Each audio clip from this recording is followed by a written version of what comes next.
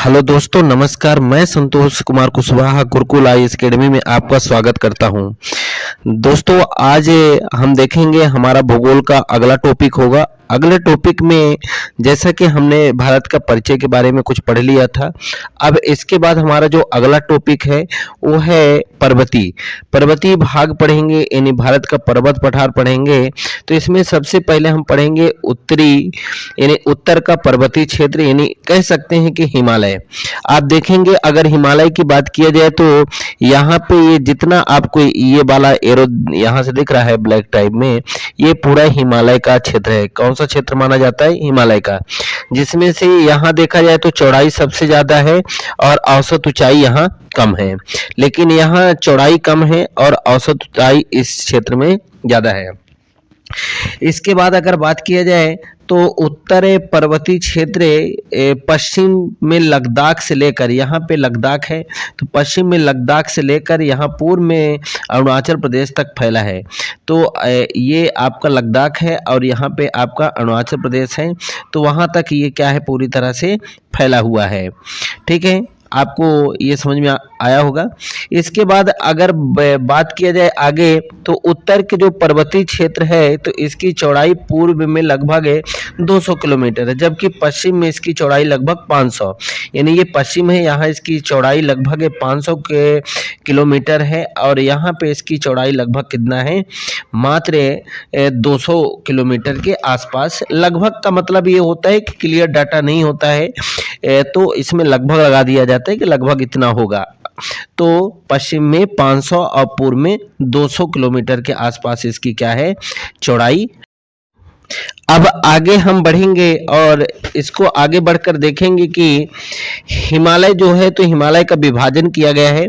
तो हिमालय को दो भागों में विभाजन किया गया है। कितने भागों में? दो भागों में। एक तो आपका हो जाएगा भौतिक संरचना के आधार पर और दूसरा हो जाएगा नदियों के आधार पर। तो इसको दो आधार पर विभाजित किया गया है। तो सबसे पहले देखेंगे भौतिक आधार पर कौन कौन से हिमालय हैं। तो पहला आपको ट्रांस हिमालय दिखेगा, दूसरा बृहद महान भी कहा जाता है इसे, और तीसरा आपका लघु या मध्य हिमालय भी कहा जाता है, और चौथा आपका कौन सा है, शिवालिक हिमालय। इसमें से देखेंगे अगर नदियों के आधार पर देखा जाए तो पहला पंजाब है, दूसरा कुमायूं हिमालय है, तीसरा नेपाल हिमालय है, चौथा असम हिमालय है।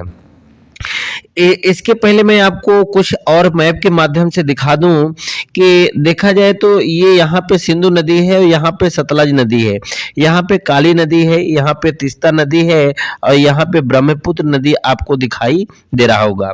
तो देखा जाए तो प्रादेशिक आधार पर इन हिमालयों को हम देखेंगे चार भागों में बांटा जाता है। कितने भागों में बांटा जाता है? चार भागों में।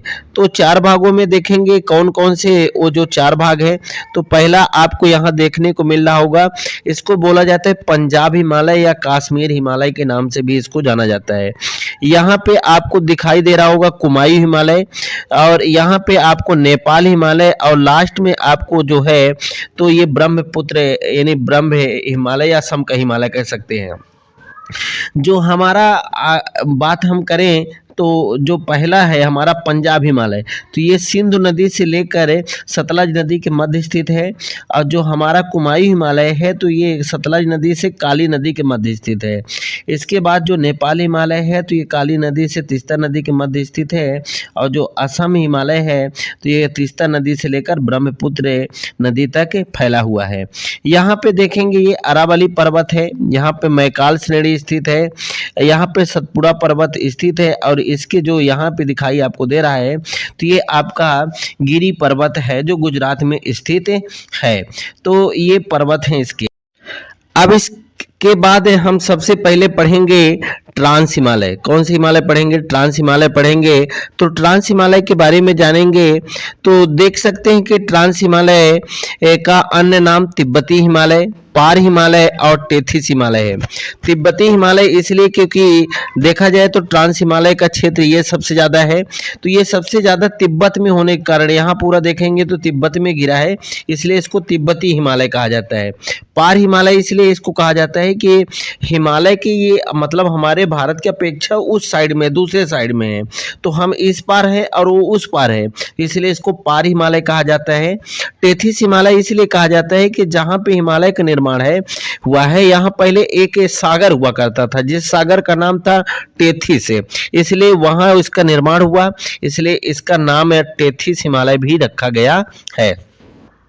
इसके बाद अगर हम बात करें तो आप देख सकते हैं कि जो हमारा हिमालय है तो ये वर्ष भर यानी पूरे समय वर्ष भर बर्फ से ढके होने के कारण वनस्पतियों का अभाव होता है, यानी पूरे समय यानी 12 महीने कहा जाए तो बर्फ से ढका होता है, जिसके कारण से यहाँ जो पेड़ पौधे होते हैं वो पनप ही नहीं पाते, इसलिए यहाँ वनस्पतियों का क्या होता है, पूर्ण रूप से अभाव होता है।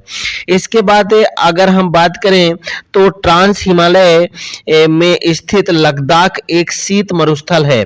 ये वाला एरिया आपका लद्दाख है, तो ये पूरा कौन सा है, ये शीत मरुस्थल है, यानी ठंडक वाला है, और यहाँ सबसे कम वर्षा भी होती है। अगर देखा जाए तो सबसे कम वर्षा कहीं होती है तो लद्दाख वाले एरिया में होता है। देखा जाए तो ट्रांस हिमालय सबसे ठंडा है, यानी ट्रांस से भारत का सबसे ठंडा स्थान माना जाता है। और ट्रांस हिमालय में देखेंगे कौन कौन से पर्वत स्थित है, तो काराकोरम, लद्दाख, जास्कर, ये हमें बाद में भी मैप के माध्यम से समझ सकते हैं, लेकिन अभी भी हम आपको दिखा रहे हैं। तो यहाँ पे आप देख सकते हैं हिडन, ये केटू भी यही है, जो जिसको गाडविन आस्टविन के नाम से जाना जाता है, जिसकी ऊंचाई 8611 मीटर है। इसके बाद यहाँ पे आपको दिखाई दे रहा है कैलाश पर्वत, ये पूरा कैलाश पर्वत है, और इस यहाँ पे आपको दिखाई दे रहा होगा जास्कर लिखा है, जो यहाँ पे ये वाला जास्कर है आपका। फिर इसके बाद आप लद्दाख श्रेणी आप देख सकते हैं कि ये लद्दाख श्रेणी है आपका। अब ट्रांस हिमालय में सबसे पहले हम देखेंगे काराकोरम पर्वत श्रेणी, यानी काराकोरम जो पर्वत श्रेणी है, तो सबसे पहले उसको पढ़ेंगे। तो उसके पहले हम कुछ आपको दिखाना चाहते हैं कि आप देख सकते हैं कि यहाँ पे हिंदुकुश पर्वत है, जो देखा जाए तो कहा जाता है कि आर्य लोग जब आए थे तो इधर ही पर्वत से होकर आए थे। यहाँ पर एक दर्रा स्थित है, जिस दर्रे का नाम है खैबर दर्रा। ये सुलेमान पर्वत है जो पाकिस्तान में है, और इसके बाद यहाँ कुनलुन पर्वत है। फिर आपको बाकी चीज तो हमने आपको दिखा दिया। ये एलआईसी है, यानी अक्साई चीन है, यानी चीन यहाँ क्या किया है, कब्जा किया है। और ये वाला जो दिखाई दे रहा है आपको, ये पूरा पीओके है, जहाँ पे पाकिस्तान कब्जा किया हुआ है, इसलिए इसको पीओके कहा जाता है। इसके बाद हम देखेंगे आगे, तो यह भारत के सबसे उत्तरी पर्वत श्रेणी में है, यानी अगर देखा जाए तो ट्रांस हिमालय है, ट्रांस हिमालय के अंतर्गत, लेकिन भारत में स्थित है काराकोरम, इसलिए भारत के सबसे उत्तरी छोर में स्थित है। यह श्रेणी पामीर के गांठ से जुड़ा हुआ है, जो पामीर का गांठ है वहां से जुड़ा माना जाता है।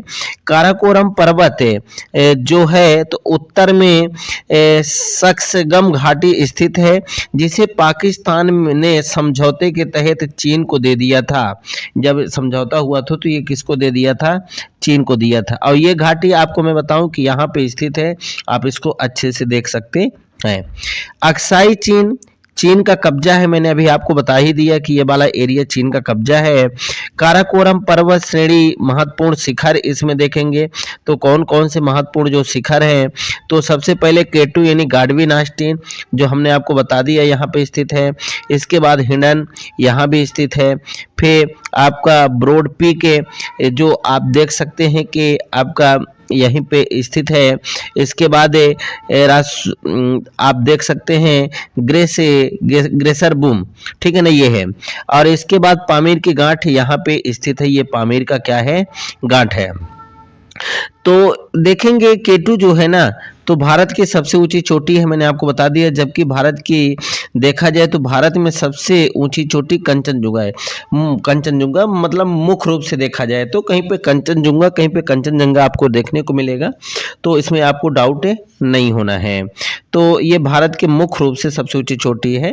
और केटू को इसलिए मुख्य रूप से हम नहीं कह सकते क्योंकि ये पीओके वाले एरिया में है, इसलिए इसको मुख्य रूप से नहीं माना जाता है।